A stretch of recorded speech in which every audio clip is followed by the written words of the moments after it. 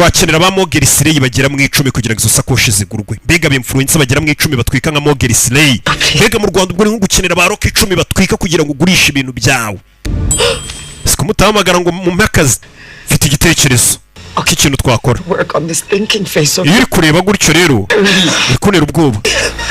Ngagize igitekerezo cy'uburyo miliyoni 5 bazibona mu cyumweru. Bahise baza hano.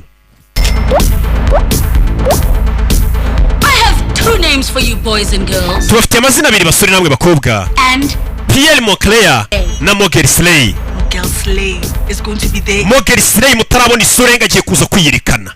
Mogeri Slay sasa yisavuga ngagiye kuza kwirikana ntago bazi isura y'urumva umwe influence utwika batazi isura ye.